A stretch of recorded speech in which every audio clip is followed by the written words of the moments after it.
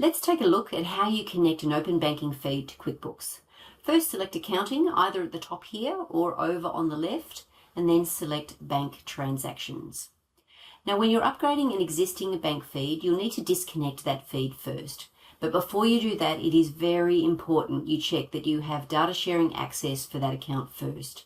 If you're not sure, head to cdrready.com.au to check. So to disconnect the current feed, click the pencil icon, then Disconnect Account.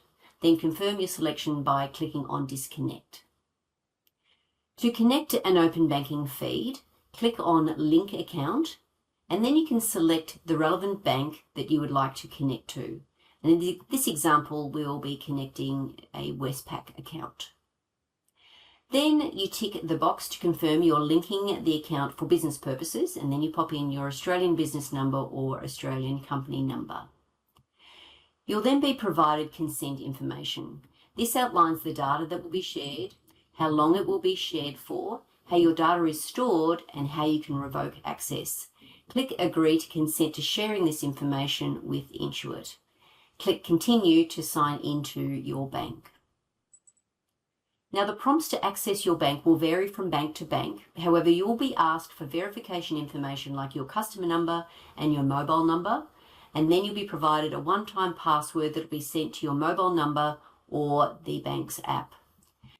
Next, the accounts available to connect to QuickBooks are displayed. Now, importantly, if an account isn't displaying here, it's likely because you don't have data sharing access. Your bank might highlight how to resolve this, like in this example. If not, head to cdrready.com.au to check or call your bank to determine next steps. You then confirm the information that you'll be sharing with Intuit QuickBooks, noting you're consenting to sharing your data for 365 days. Once that is approved, the secure connection between QuickBooks and your bank is set up.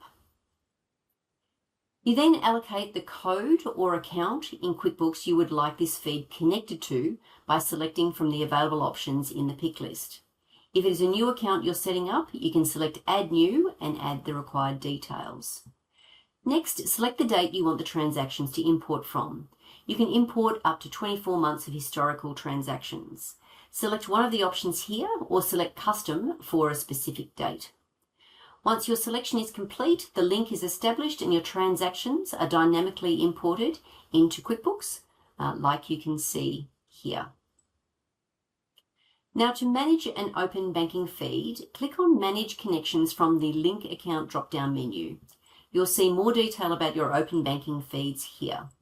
And clicking on the three dots and selecting Manage Consent, this is where you can revoke consent, or you can select Renew Consent to stay connected for another 365 days. So that's it. That's how you connect an open banking feed in QuickBooks.